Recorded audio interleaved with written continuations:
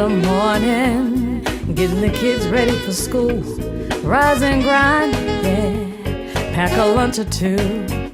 Talking about I gotta be at work in a few, yeah. Hey, for your daily news, hey, grinding just for you, yeah. When you don't have a clue, yeah, ain't got the scoop for you.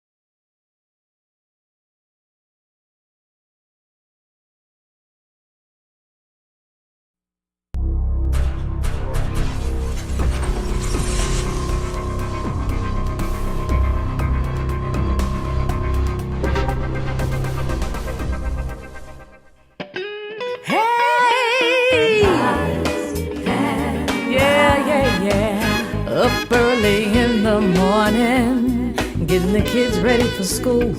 Rise and grind, yeah, pack a lunch or two. Talking about I gotta be at work in a few, yeah. Hey, for your daily news, hey, grinding just for you, yeah. When you don't have a clue, yeah, ain't got the scoop for you, yeah.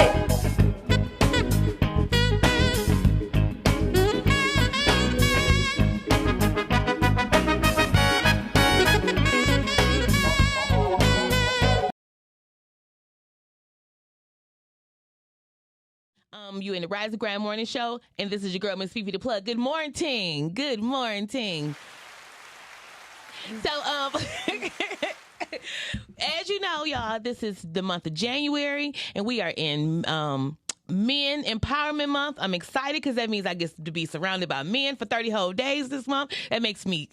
except for the weekends, but you know, who counting them? So let's jump right into it or whatever. So, because we got a banging show, we got a good, some good hosts, good guests here or whatever. Let's introduce our hosts. Of course, you know, I'm Miss Fifi, and right beside me we have comedian D Jones. I got a little I'm so glad you could welcome us. Join us today. I got a little sense of deja vu. Like I've been here already. You ain't been no damn where. Like I did this. Guess what? We was down for 13 minutes. A little deja vu going on. D Jones didn't know how to go to the bathroom properly. Well, that's okay. I hope you washed your hands. He didn't. Yeah, and I know I y'all did over not. here. You're so nasty. Don't touch me. Right. So nasty.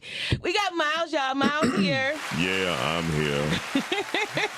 And we got some lovely guests. I'm going to introduce the first one first. Let me put my... Hold on. Da-da-da-da! We got Tragan Kier. There we go. I said it right. Look at me. That made me excited.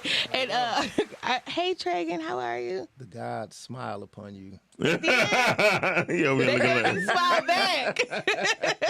Santa Claus.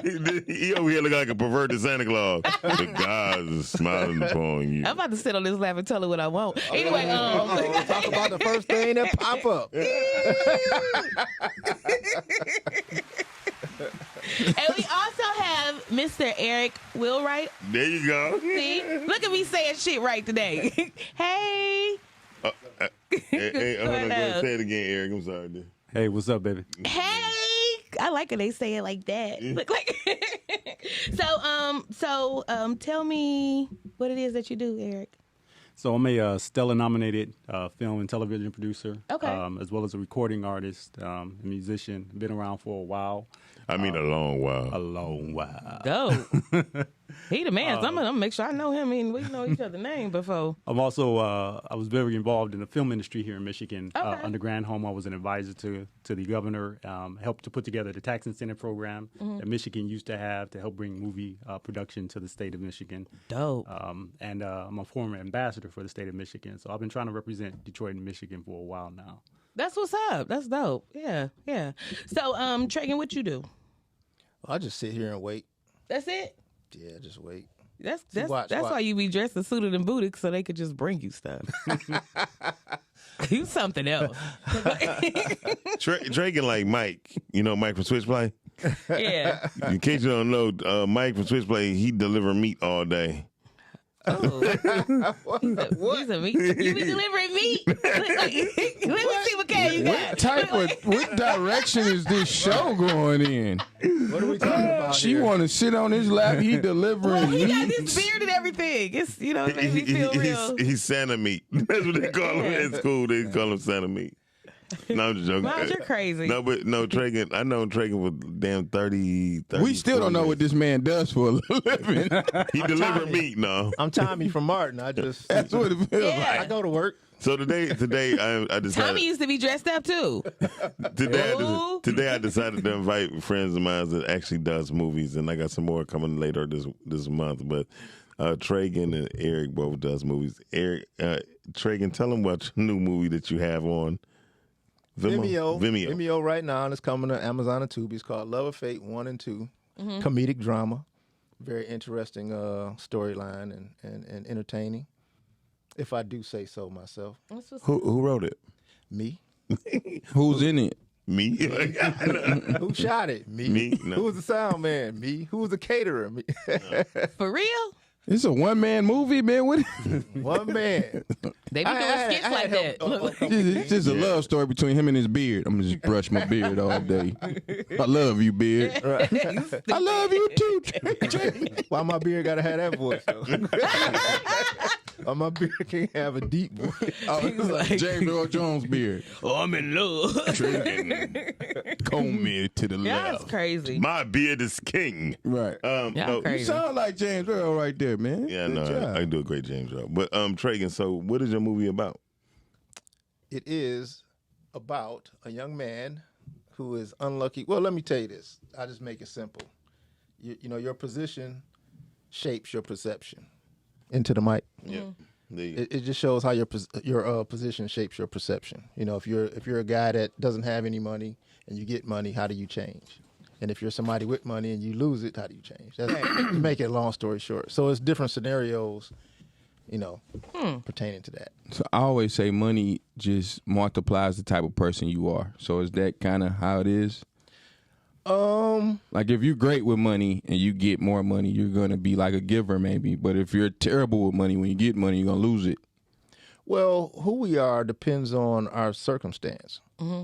You know, if we were all born into rich families, we're not going to be running through the streets, and you know, it's just different. We're born a certain place, and we develop who we are around our circumstance, our defense mechanisms, and everything like that. So once that changes, how do we change? Right. You know what I mean? Like, you know, we all grew up poor eating bologna sandwiches. You know, Miles was eating Coney Island, and then you start making. I had syrup sandwiches. Once we elevate, we elevate our perspective and you know, our daily actions. That's true. That's dope. Eric, you were saying earlier how you was involved with the tax incentives for films here when Granholm was in office. He do taxes. No. He's so silly. So when Granholm first took office, at the time, Michigan was only doing about $2 million to $3 million a year through the film office. And once we initiated the tax incentive program to bring businesses here, that number rose from $2 million to about $300 million a year.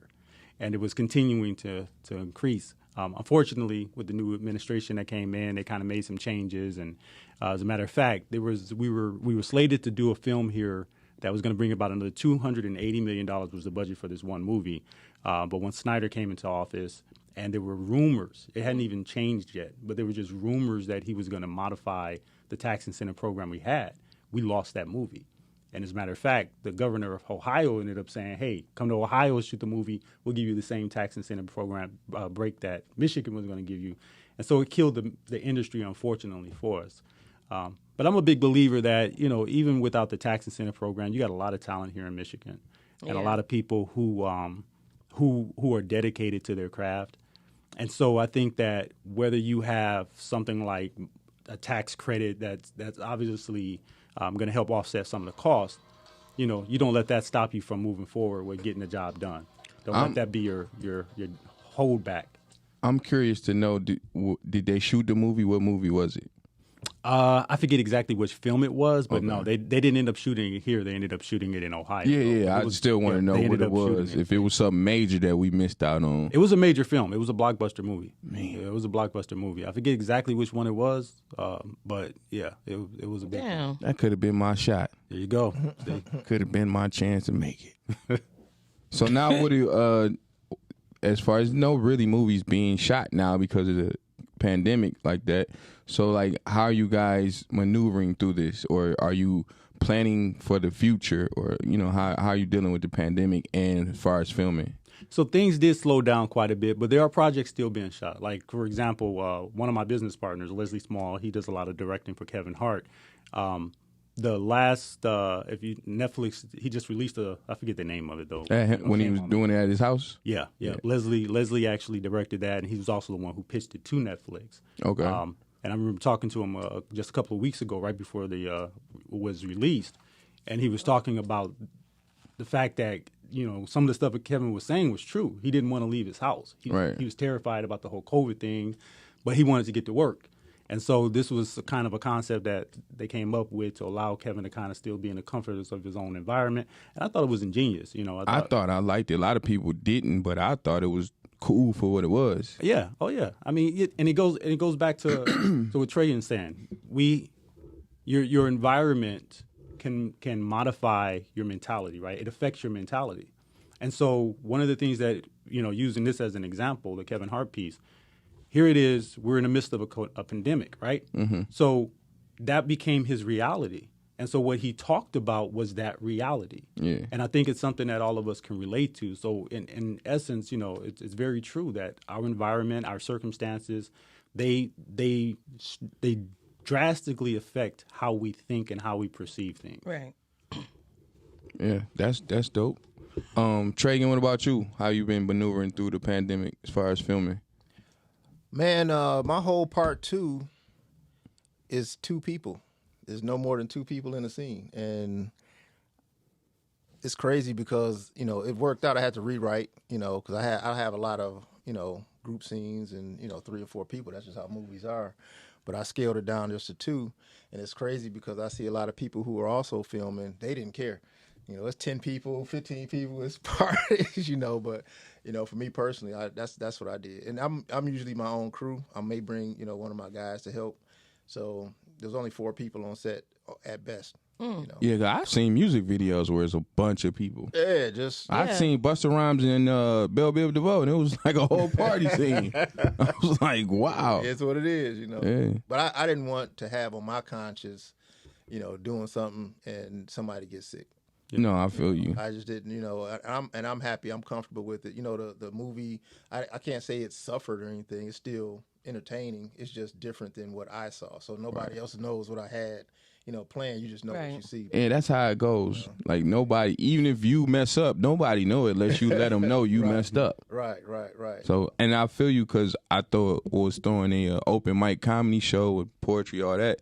And I didn't want nobody to get sick, so I shut it down. Mm-hmm. But now I'm like, I have to bring this back because it was getting so much traction and growing so much.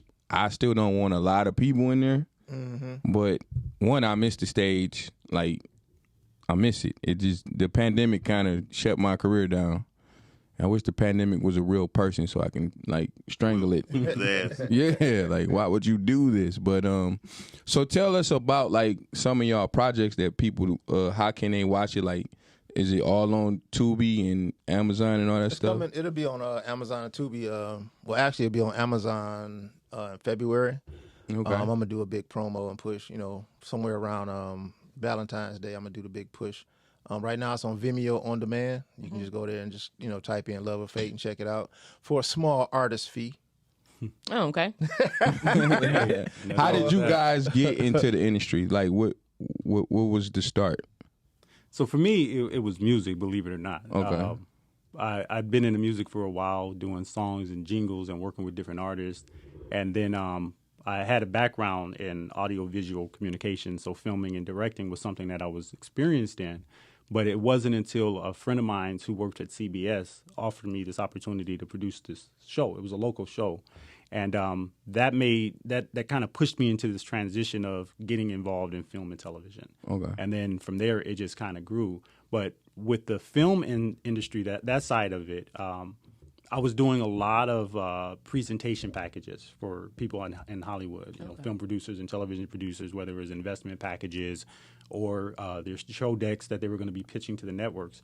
And so that kind of helped me build the relationships that I now have that allowed me to become more sustainable in the industry. So I think one thing is really important when you're trying to kind of grow in any businesses. Don't just be funnel minded where you focus on one aspect of that business, especially, for people of color.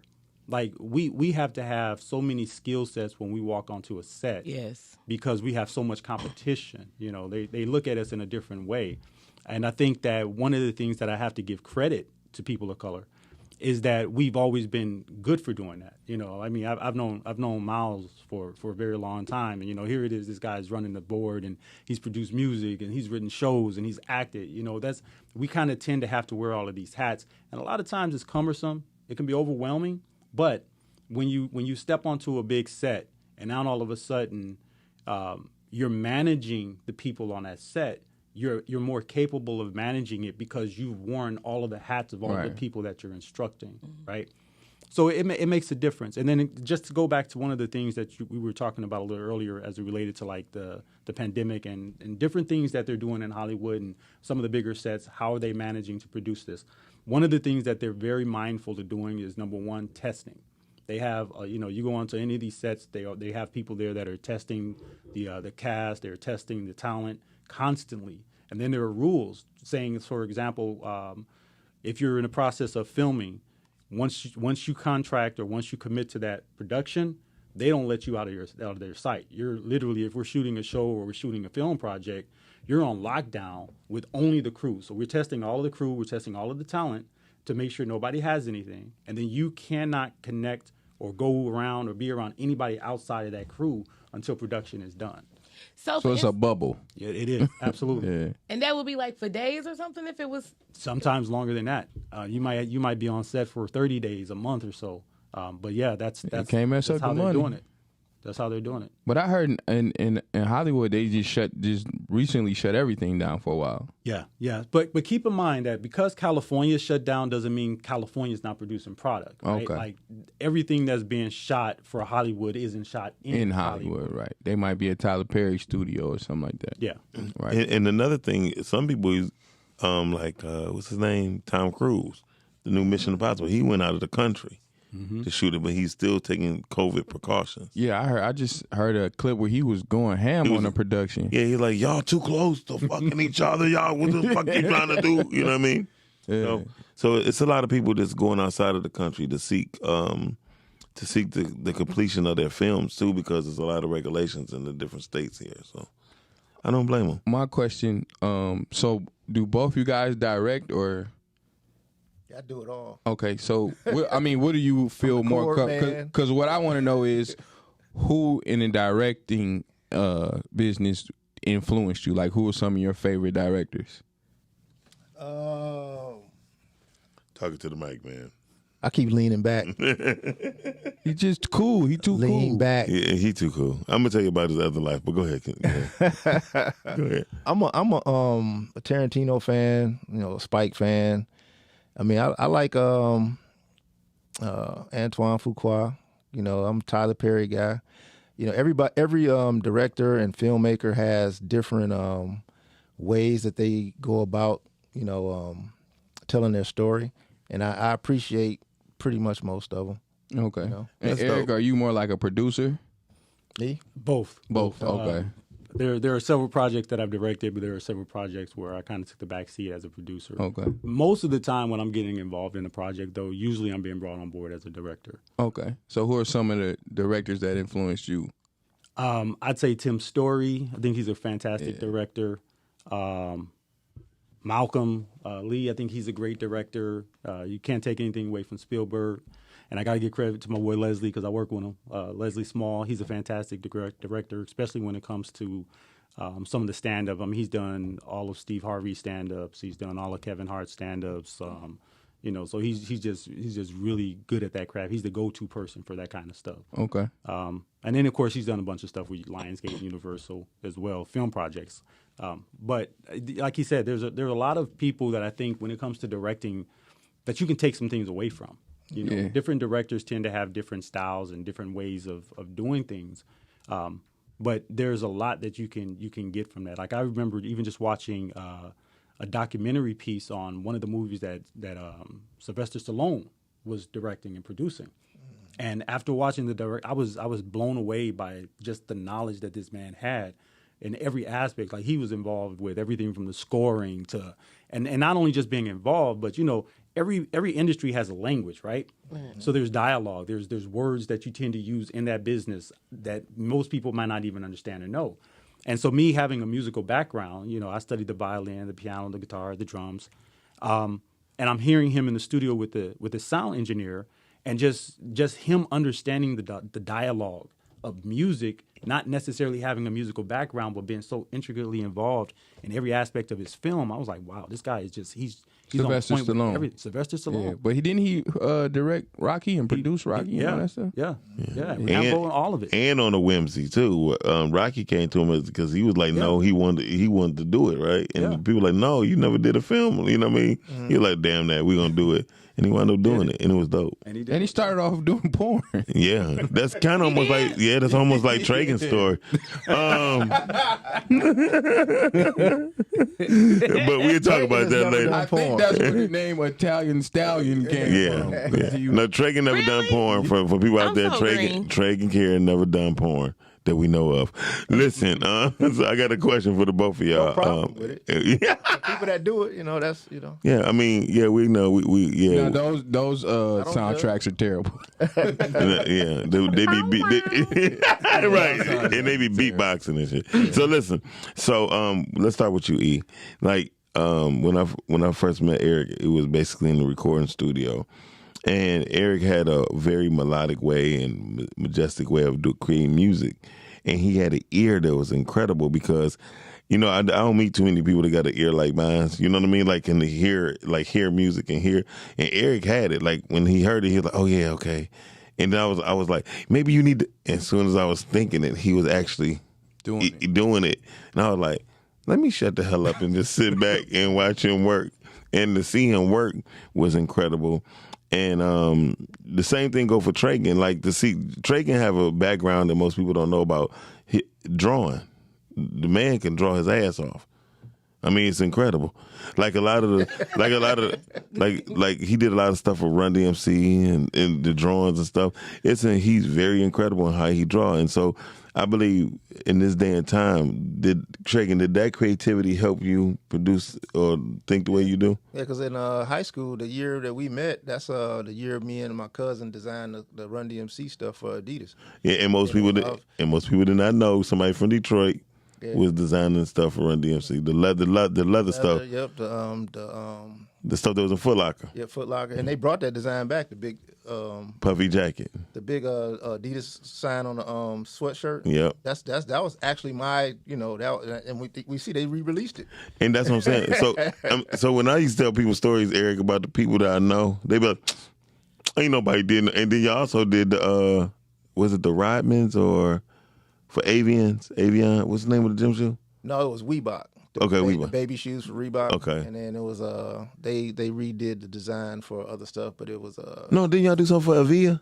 Wasn't Avia? Nope. Damn. It was Reebok and Adidas. I'm trying to tell you what you did, Andy. It was a long time ago. Right. It was a long time ago. Yeah, it was. And people don't know that's like 89, 90. Wow. That was 86. Y'all old as hell. 89. But the thing is, so Eric, but to the both of y'all, do you believe, Eric, your music help you mold, shape you into you start using your ear became your eyes, so to speak. You know what I mean? Like what you use, because I tell everybody I relate things to music no matter what I do. Yeah. You know what I mean? If I'm editing a video, I'm looking at all the tracks like how I would look at tracks in music. Mm-hmm. So to y'all, did y'all talents or y'all gifts help supersede y'all with y'all talents?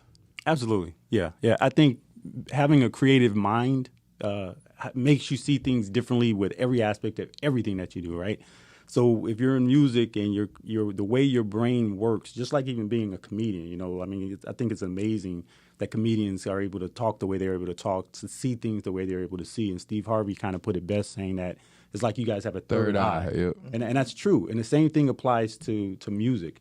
One of the things that I found out about myself, because you kind of learn who you are over the years, being on different projects, you start to discover how you even think, especially if you're in tune with yourself. And I'm really big on learning who I am as a person and knowing when I'm changing as a person, right?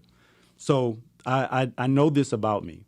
Well, when it comes to music, when I'm working on a song, I literally zone out, and I have this thing that I say, which is I'm not necessarily creating the song, but I'm listening to the song tell me how to create or how to bring it to life. Right? Dope. You can see music.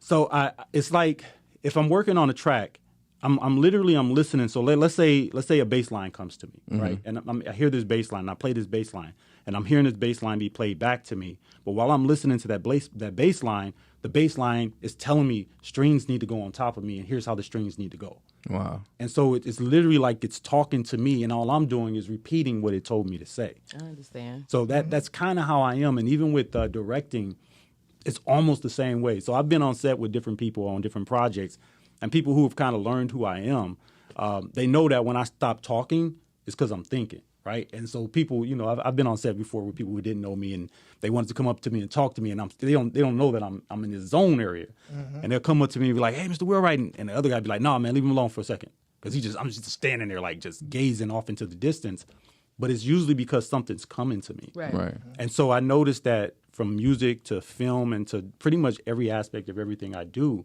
my mind just kind of works that way.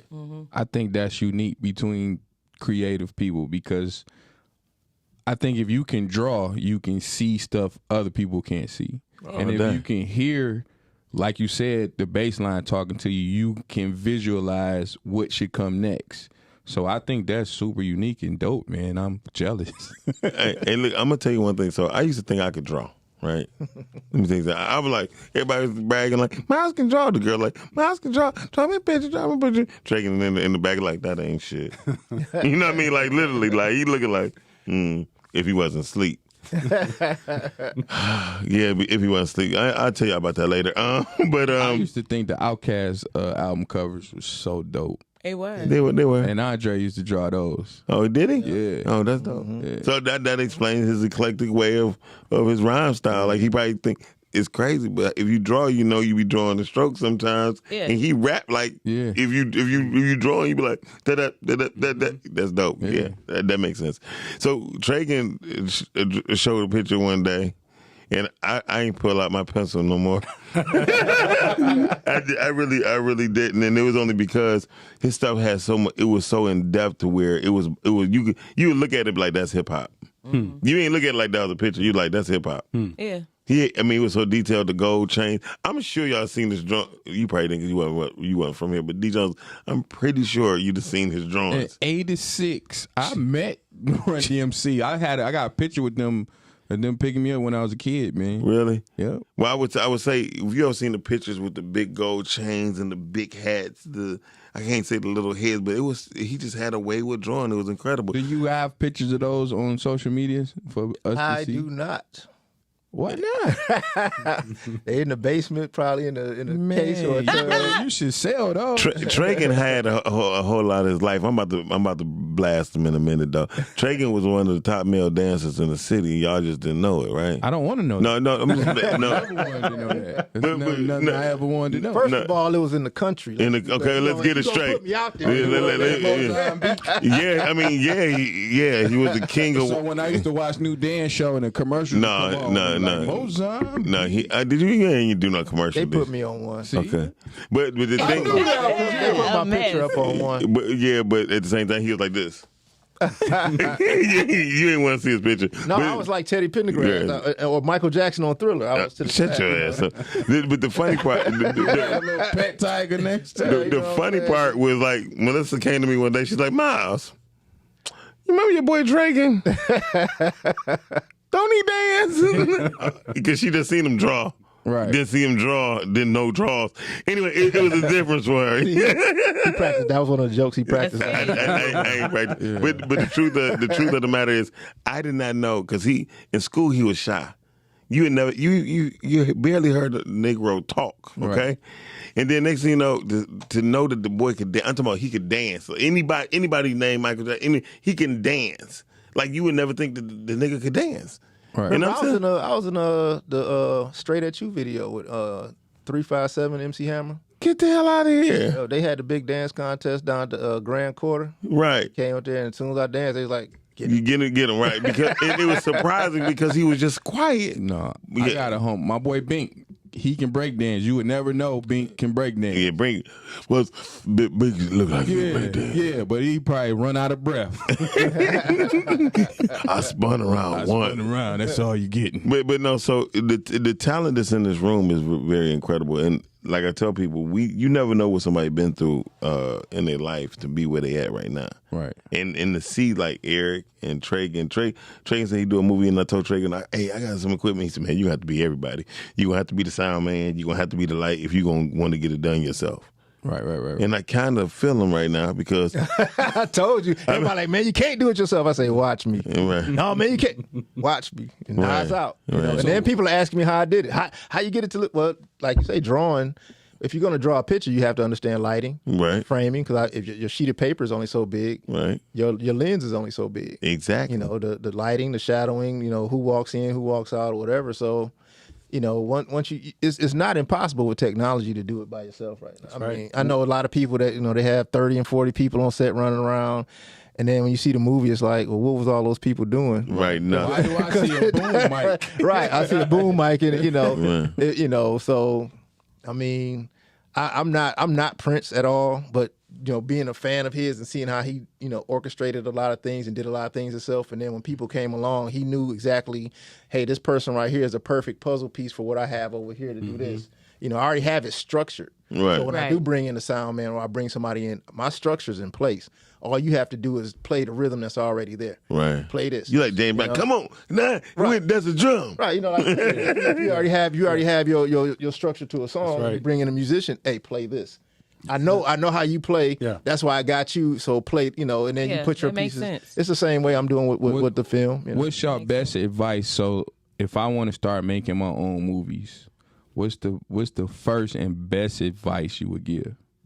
Honestly, I would say this. I think it's very important that whatever you do, you compare yourself to the people that are doing it the best. Okay. You know, I know that locally, not just here in Michigan, but just locally, you'll have a lot of people who they kind of become, you know, neighborhood superstars, and then they stop competing nationally. And so they start looking at the guy next door and comparing their work to the guy next door versus comparing their work to the people that's making millions and hundreds of millions of dollars that's in producing music, these too. projects. That's exactly a lot of rappers right. too. That's Like, exactly you know, right.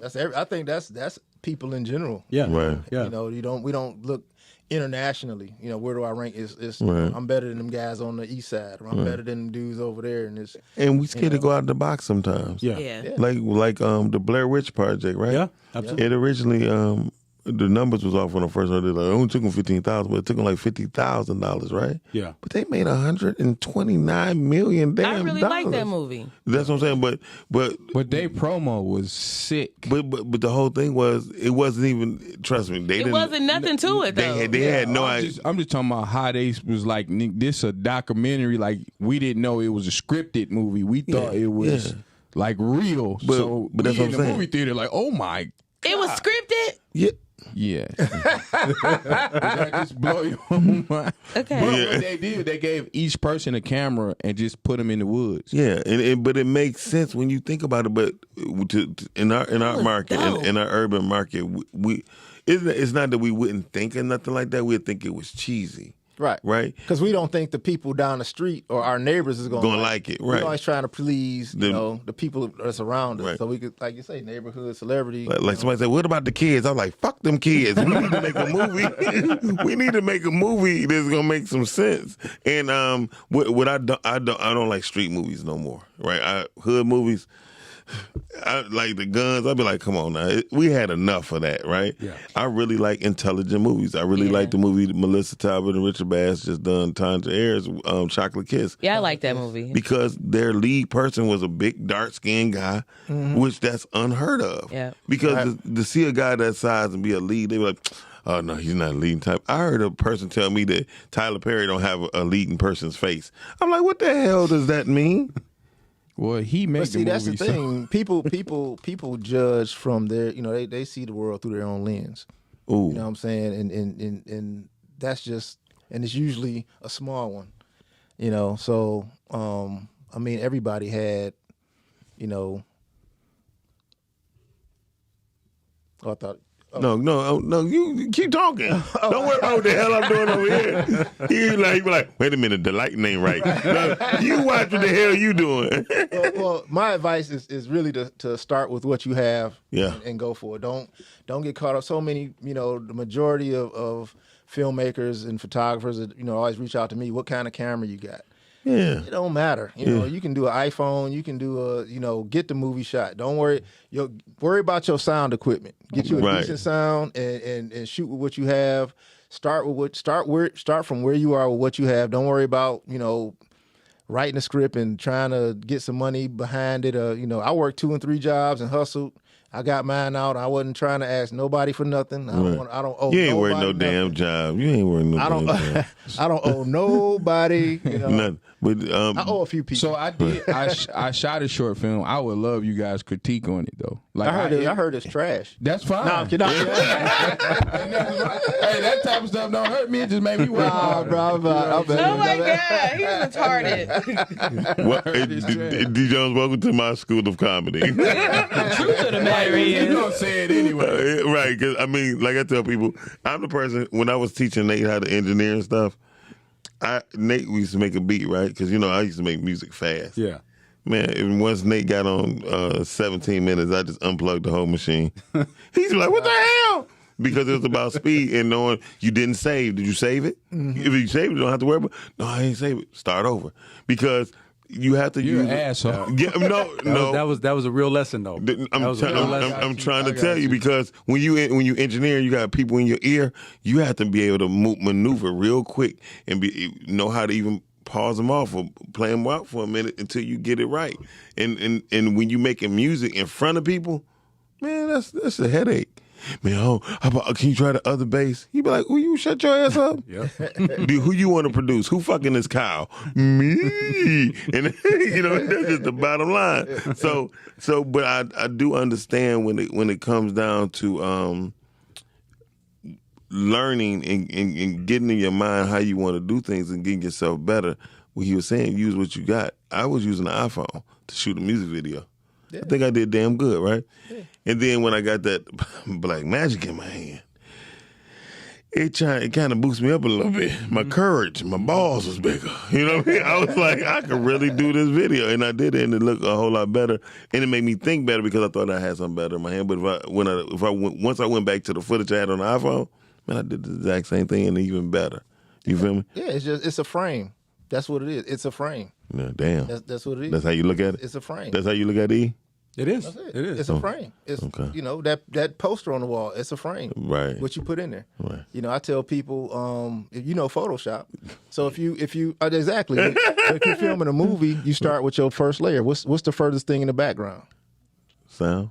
No, I'm talking about if in your scene. If it's the clouds, then you want your clouds to be fluffy and you want the sky to be blue. Right. Then the trees. You want your trees to be green. Gotcha. Then there's buildings. Okay, I want my buildings in focus, or might want it out of focus. Right. Okay, now I got a lamp on the table. Is the lamp on or off? That's how I film. So when you see the frames in my film, you're like, okay, it's layer after layer after layer after layer of, because everything that's in the frame is in your movie.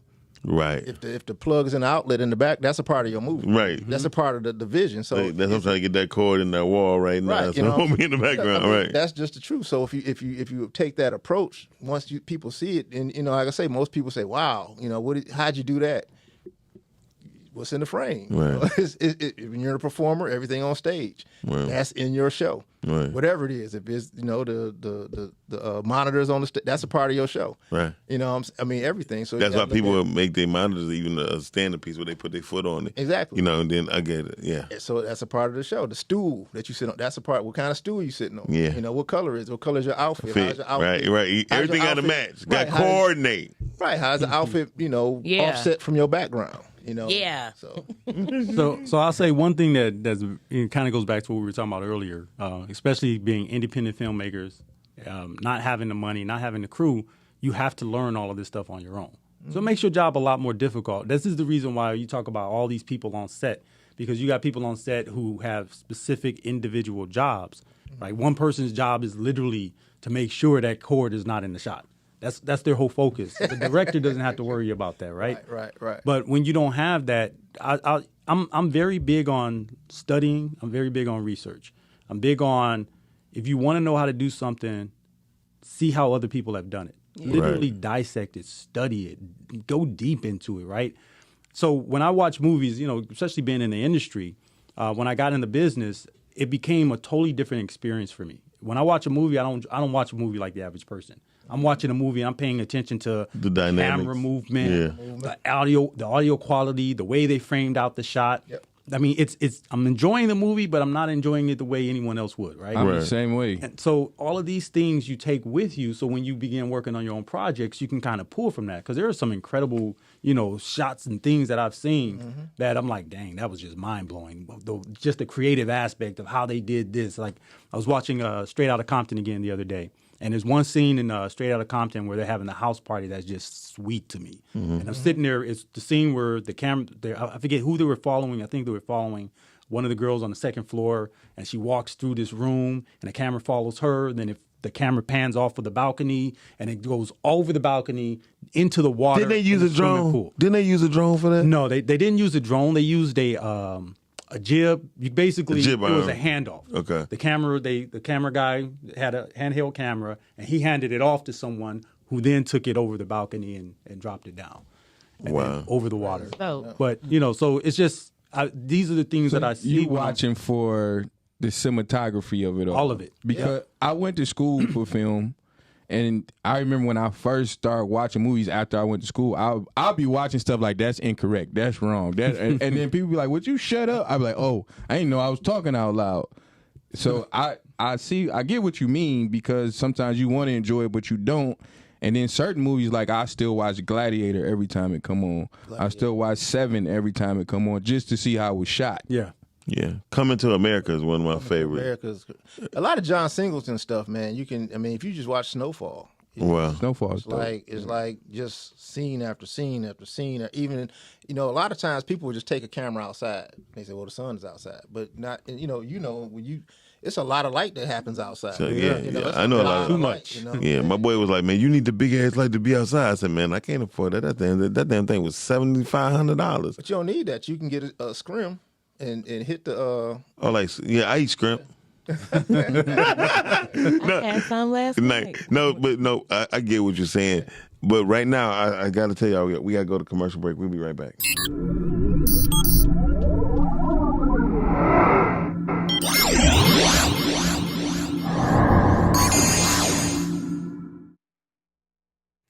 Yo, this RV from Greener Things. Do you want to learn how to grow hydroponics? I can teach you each and every Monday at 6 p.m. Each and every Monday, 6 p.m. on how to grow hydroponically. To reserve your spot, email us at info@greenerthings.com. Info@greenerthings.com. To reserve your spot today at info@greenerthings.com. SF Hardy presents Dancing Monkeys in My Soup. While on vacation in Peru,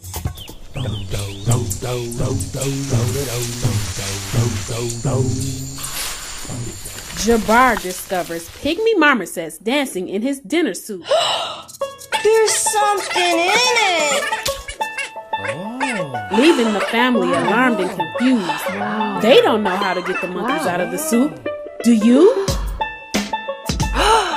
SF Hardy, literacy advocate, author, and founder of Get Litty Family Reading Readiness Program, presents Dancing Monkeys in My Soup.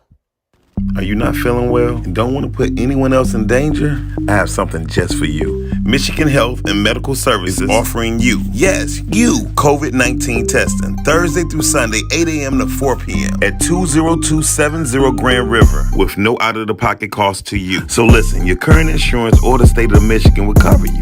So call now, 1-800-967-0067. Again, 1-800-967-0067.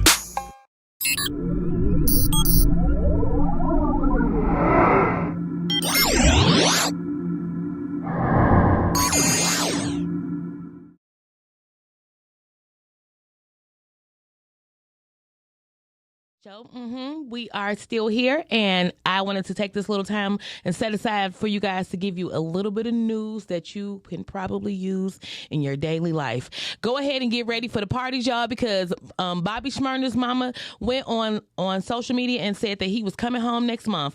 So everybody's all excited about it, and they said they was getting ready to have some parties for this man because finally he's going to be able to get break free per his mama. His mama said, Per his mama. Yeah, per his mama, he's supposed to be coming home. So let's just keep our fingers crossed for him because I think they'd have marched him to the door a couple of times and turned him back around. But let's hope that shit don't happen this time, you know.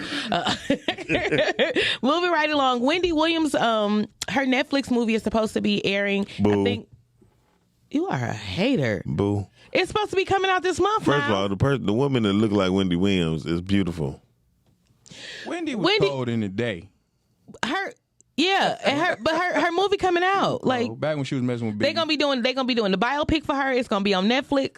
Is it Netflix? I think Netflix. Don't usually movies have like when you was a kid and when you were growing up. So I'm sure it's probably a linebacker from the Bears that played Wendy Williams, right? No, ain't no damn. Shut up. Nobody don't got no titties that big. Wendy Williams Shut up. I know she played middle linebacker. She probably did in high school. Go ahead, Fee. Mentioning movies, Big Meech's son is set to portray him in his movie. Wow, BMF. So 50 Cent has casted him to play his father in the Big Meech movies. I mean, BMF movie. So I think that's going to be a really good look. I think Tristan should have been me. I think so too. I mean, he looked just like him, but Tristan. Yeah. You know Tristan Fosticus. Yeah, the Fazekas. He was in McGraw with the long hair. Oh, I know you're talking about. He was a better fit. Yeah. Go ahead. And so mentioning Hollywood, let me tell you about Azalea Banks' crazy ass, right? Do y'all remember who Azalea Banks is? Yeah. Okay, so her cat died, right? Like one day last week or something. And she was reportedly dug the cat up and boiled him. Like cooked him or whatever, and she went online showing this stuff. But everybody thought that she was crazy. Everybody thought that she was crazy, and so did I. That bitch crazy. But it was cleared up because she said that she was actually boiling the cat so she could take it to the people so they could stuff it or something for her, and she could have a memorabilia. But you don't show yourself doing it. Yeah. What'd you call it? Taxidermy. Yeah, that's what she was doing. But you don't record yourself. So now, so she got a whole bunch of flack about it and everything, and now she is moving to Miami. She said, "Screw these niggers," and she about to go down there, probably just for a better environment or something. You know how people do. Real cat lovers. Yeah, she going down there where they appreciate stuff like that. Myself. Yeah, that cat probably fired though, cause she crazy. Yeah. You think you talking about her cat? Shut up, crazy. Do they videotape themselves doing the taxidermy?